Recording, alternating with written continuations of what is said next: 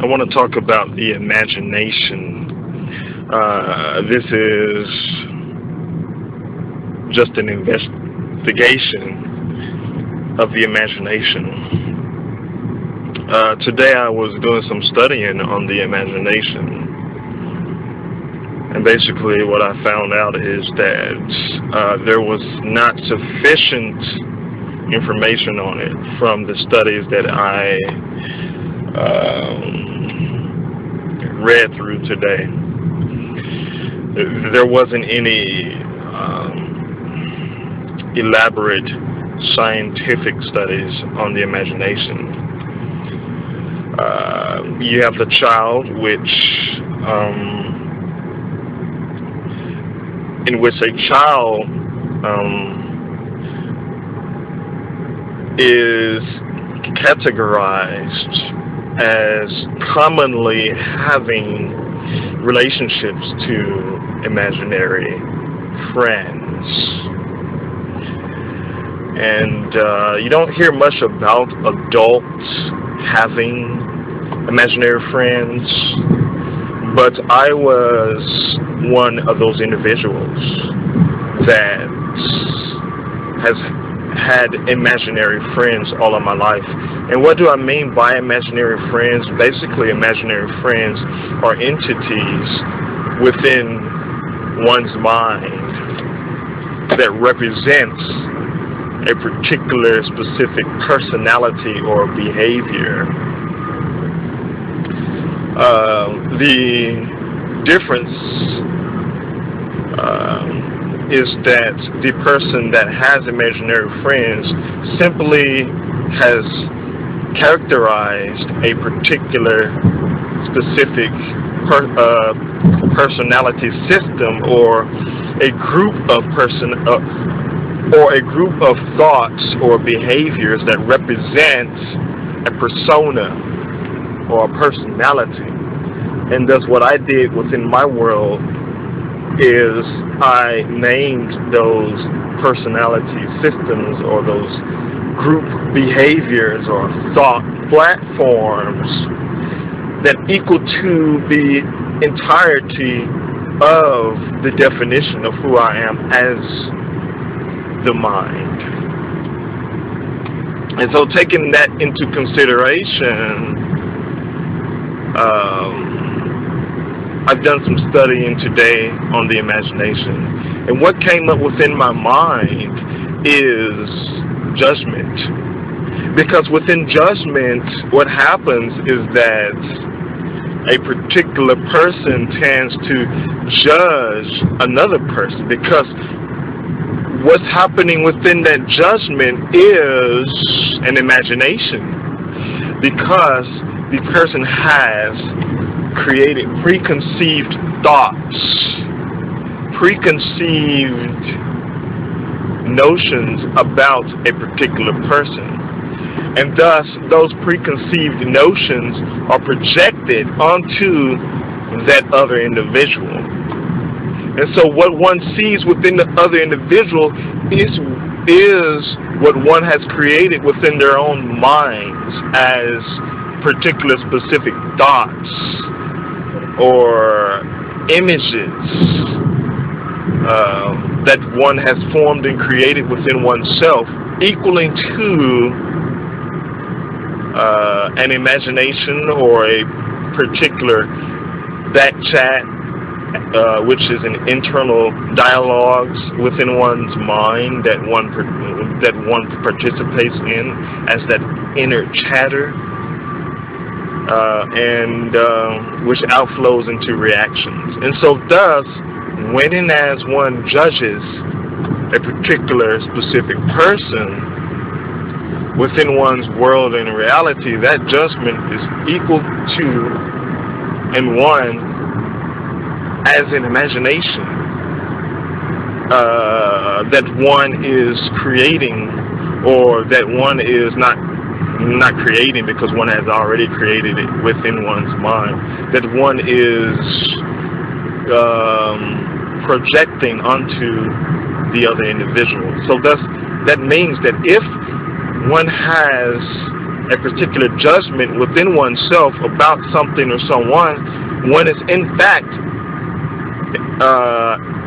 existing within imagination. Therefore, everyone imagines from this perspective,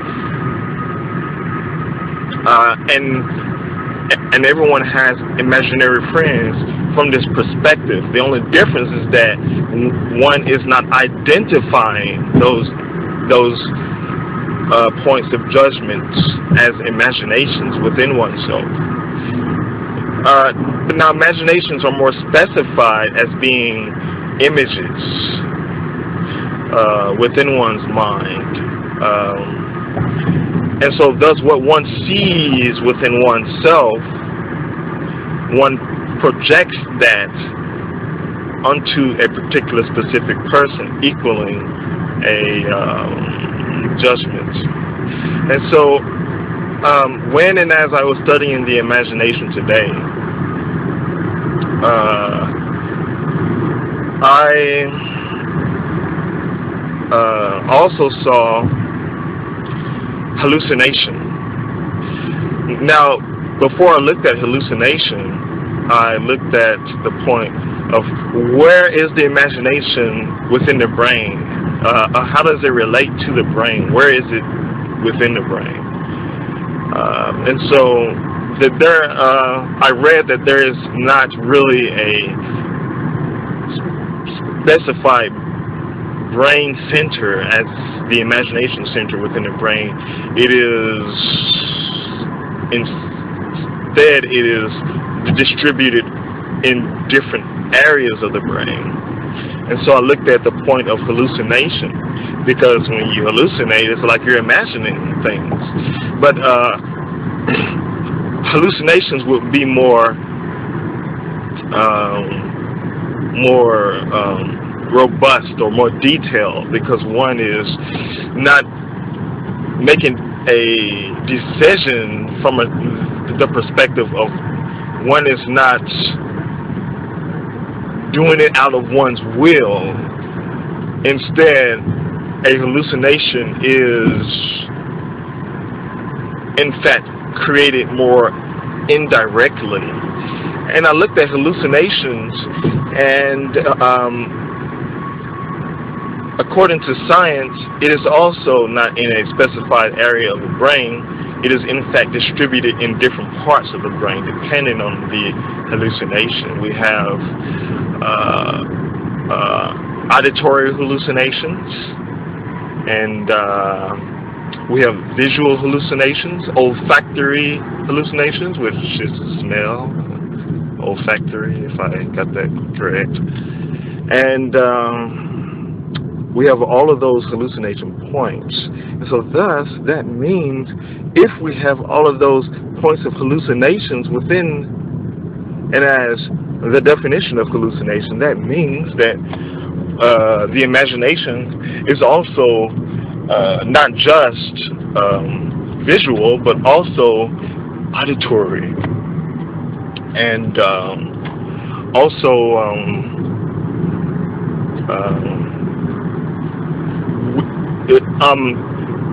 it is distributed or exists within it as all of the senses of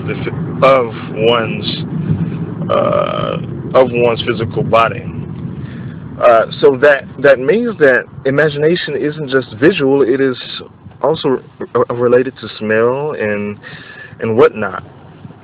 Because I can back this up with one of my experiences within my world, where I see particular people and I imagine them smelling a certain way, and that brings on either a resistance towards them or an attraction towards them. And so therefore it is a point of manipulating myself by imagining them smelling a certain way, and then from that I create a preconceived notion about that particular specific person. And so along with hallucinations, we also have what came up within my mind also is synthesia, which is an ability to see or smell or taste certain things, such as there is one female within this world, probably the only female within this world, that has this ability,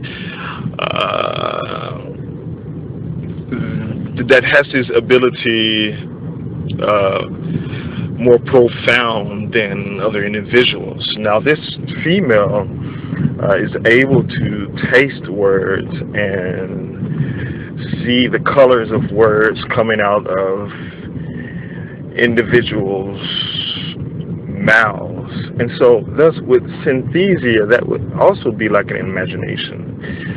And it will also be like a hallucination. What does all of these have in common is that they are all not scientifically detectable. I would say non-physical, but that's a strong word. I want to say that, well, I guess we can use that word. No, I have a better word.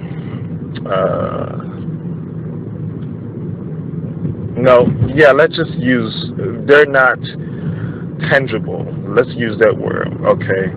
They're not tangible and cannot be scientifically dissected. And so thus, with imagination, hallucination, and synesthesia, all of these three things that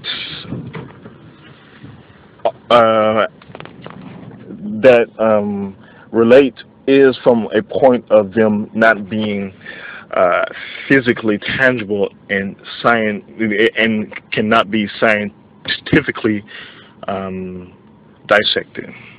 And so that's, with this being said, I want to start looking into the paranoia point of imagination, to do a little bit more deep diving within imagination and what imagination is from these perspectives of hallucinations and synesthesia. And also, within this, I see, realize, and understand one last point here is that when and as a child, when and as a child has an imaginary friend, because I also had one, not of a young age, but more of probably 7, 8, 9, 10 in elementary school.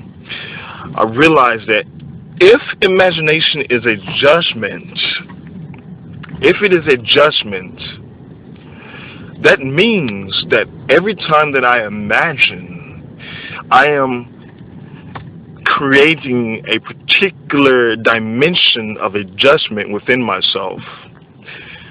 I am additionally creating a personality point within myself. And so there's all personalities within my mind, which are particular specific behaviors that I attribute, or particular judgments that are being created within that moment. Because what do I do when I exist within a personality is I judge. I judge myself and I judge others. And so when and as I am communicating with imaginary friends within my mind, what I am in fact doing is I am calibrating particular specific personalities or behaviors in order to utilize that calibration within a particular physical setting in the future. And so because when and as I am communicating, that communication to a personality system or an imaginary friend within myself are particular specific codes as words, as how I define myself to exist within and as those words.